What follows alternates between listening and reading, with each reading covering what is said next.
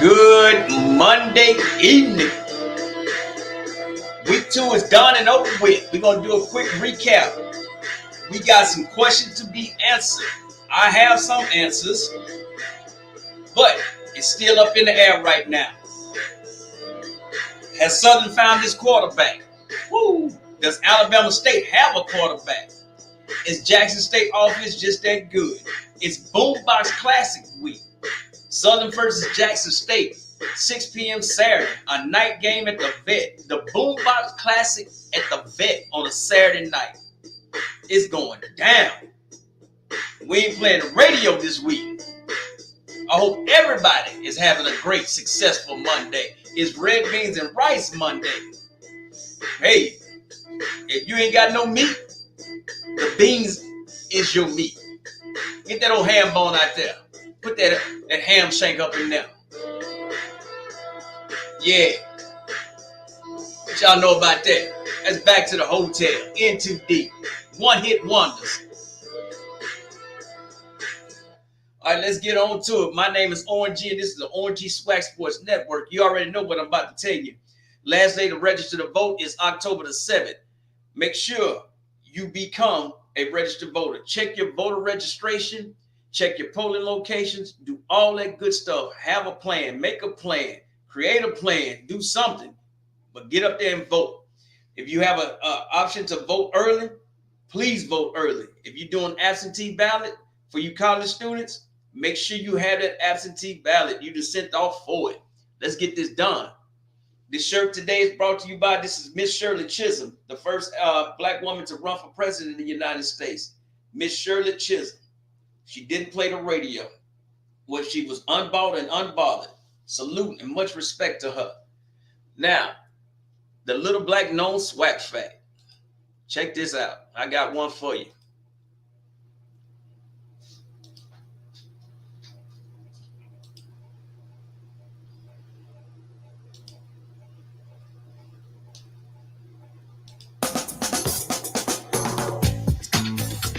Walter Payton was hardly a secret in the fall of 1974 when he began his senior year at Jackson State University.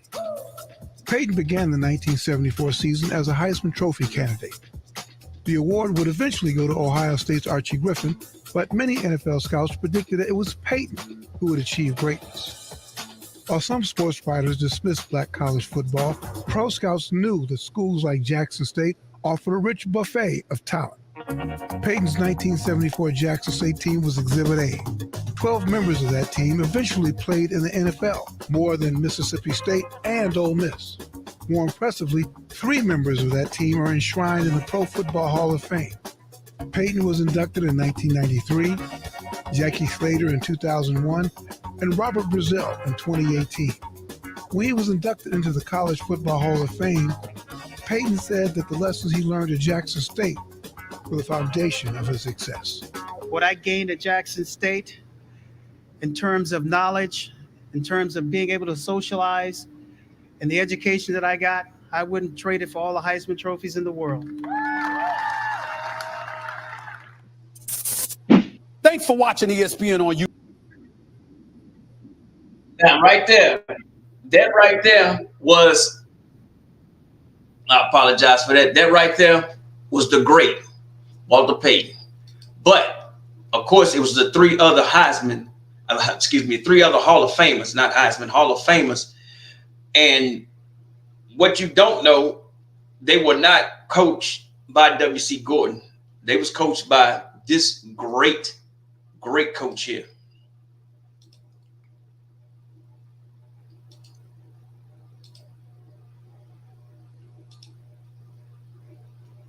Here it is. Coach Robert Big Bob Hill. This is your little black known Swac fact. This is the man who coached Walter Payton and the other 3 Hall of Famers. Other 2 Hall of Famers. I'm sorry. I got that wrong. The other 2 Hall of Famers. Because Lynn Barney played the 60s. But if you look at this, Coach Big Bob Hill, he passed away in 2016. But from 1971 to 76, his record of 45, 15, and 1. His winning percentage was 742, the second highest of any coach in the history of Jackson State. Of course, we know who has the highest. That's the Coach W.C. Gordon. But he was the standard. He took over Jackson State when Jackson State had like 3 losing seasons in a row. And his first season, he went 9-1, become undefeated. You know, you can look at his record.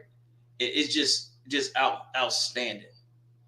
And you know, what can you say? 9-1, 8-3, 9-2, 7-3, 7-3. So, and he had 3 Swac championships in 72, 73, and 75. Just outstanding person. And here's a picture of the coach with his players.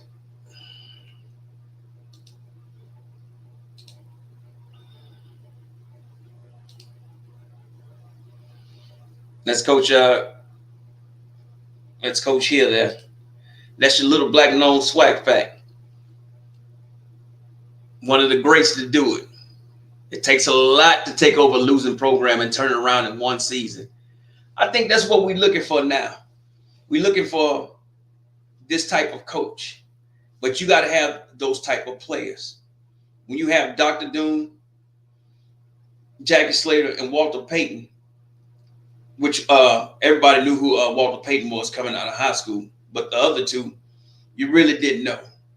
But to take that type of talent and do what he did to send those young men to the NFL, and they all Hall of Famers, there's nothing but salute and much respect. That's your little black known Swac fact. Now, we had some football this weekend. We had some great football. Then we had some horrible football. We had Bethune-Cookman. Yes, BC, I'm calling you out. You stunk it up in your home opener. Let's just be real. 2 points? Come on. Then we had Alcorn. Alcorn, thank goodness you playing Elwood, A.L. Waters, or whoever it is out of Jacksonville. Thank goodness you playing them. You haven't scored a touchdown since last football season.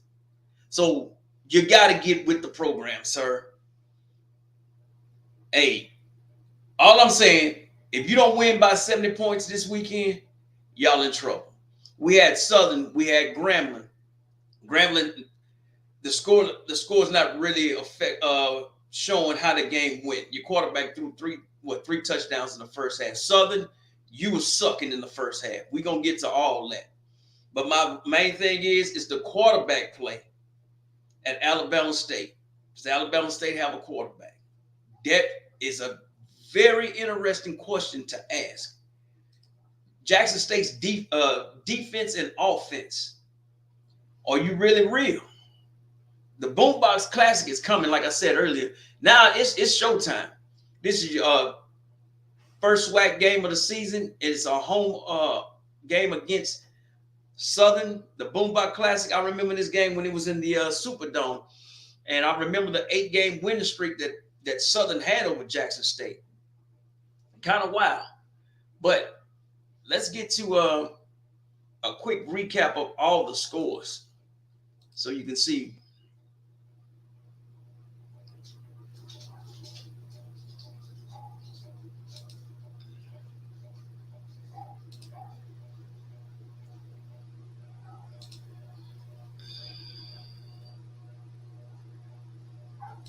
And like I said, we had some good games. We had some. If you go to swac.org, you can go by week.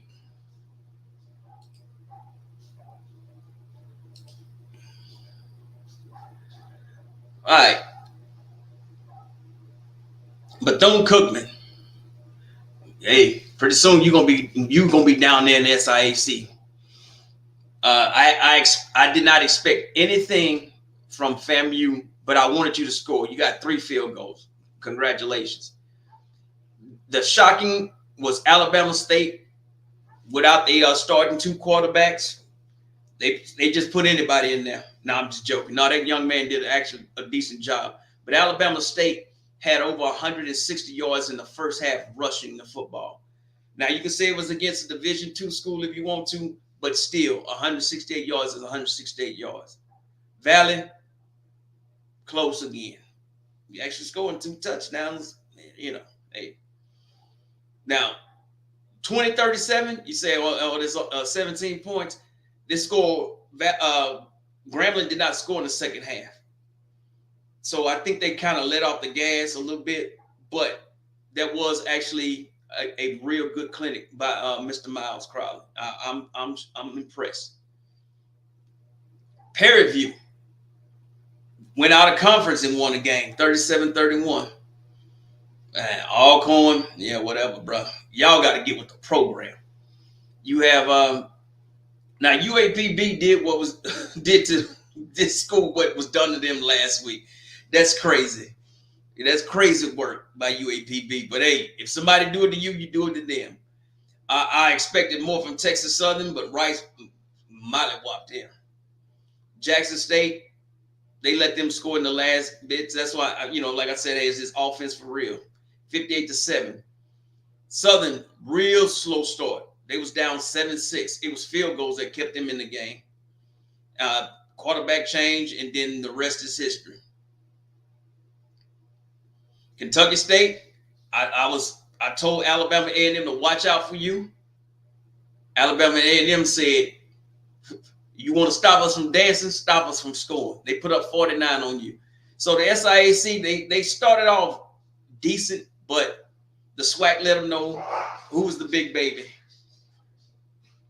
Now, excuse them, that's my Huskies.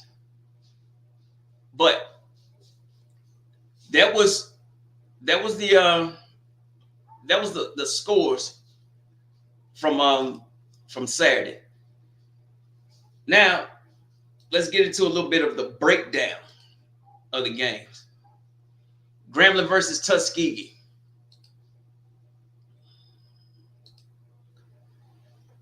Now, as you can see, Mr. Crowley, 16 of 26, 304 yards, and 4 touchdowns. He was only sacked once, and he had a long throw of 53 yards. So I believe the man is coming along. I think they get Grambling is getting adjusted. This is week 3 coming up. It's either you're going to start setting good trends or you're going to set bad trends. So hopefully, now you're looking more like the preseason player of the year. Rushing. Now you had was it total of 62 yards? That ain't right. Yeah, it is. Well, you had 13 carries.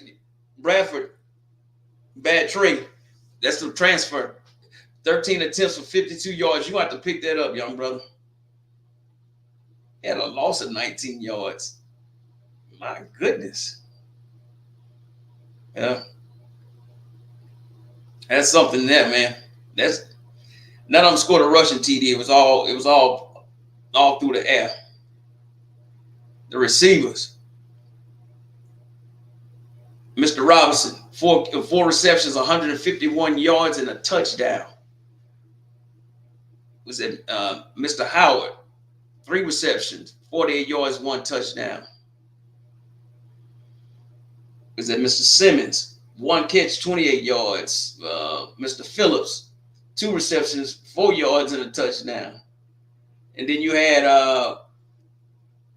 Knighton? Mr. Knighton, 1 reception, 2 yards, and a touchdown. So the ball was spread, 18 completions. It was spread around to what?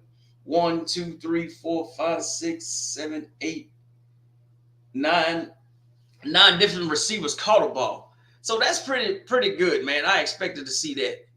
And like I said, the score. If you look at the score, you're like, okay, the game was kind of close. No, it wasn't. Grambling didn't score in the second half. They had put up all 8 points in the first half. So I can live with that, man. Good for that young brother. Now, That was Grambling. Alabama State versus Miles.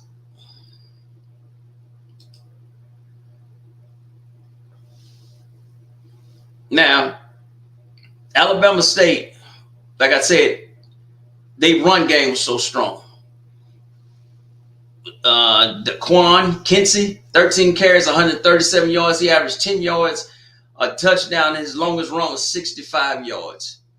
Then they had another running back, Jamari, if I mispronounced your name, Hotzclaw, 12 carries, 56 yards, and his longest was 12.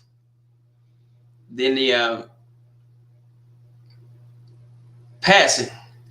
This is my concern with Alabama State. You're going into Swac East play, and I had streamed that game, and one of the young quarterback got hit so hard. He was a freshman. His helmet was turned sideways. He tried to get up. That young man he was shaking, doing a wobble.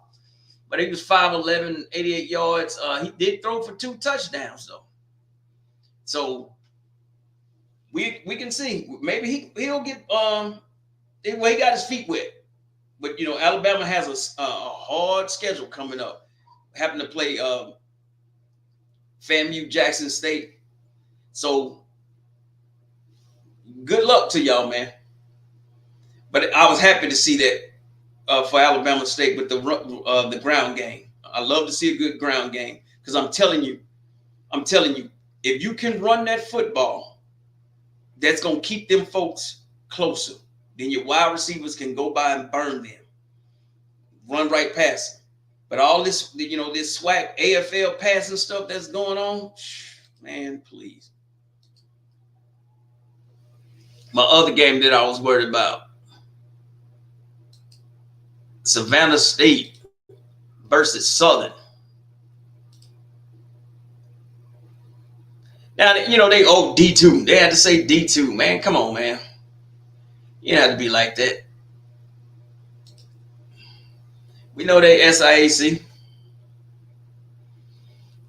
And Southern, they dominated, but it was an ugly domination in the first half. If you look at it, it was right before the half. That's when Southern started to pick it up. That's when that quarterback had changed. And, they started putting up points because it was 7-6 at one point in time. Then they scored that touchdown. And, stat-wise, it was pretty much a blowout. When you put up 554 yards on somebody, the quarterback, this is what I'm talking about, T-Son, this is a true freshman. He was 17 of 29 with 316 yards and 3 touchdowns. That's what I'm saying. Has Southern found their quarterback? I believe they have. He came in and played a good game. We have rushing 13 carries for 52 yards was your leader. He had one good long throw. And it was a perfect pass, perfect coverage, and a even better catch with the foot placement. So, hey, man, this is something serious, man. So Southern and Jackson State gonna meet up. And so with the if you look at the SWAC overall, I know this after only week 2, but you look at the overall statistics right now.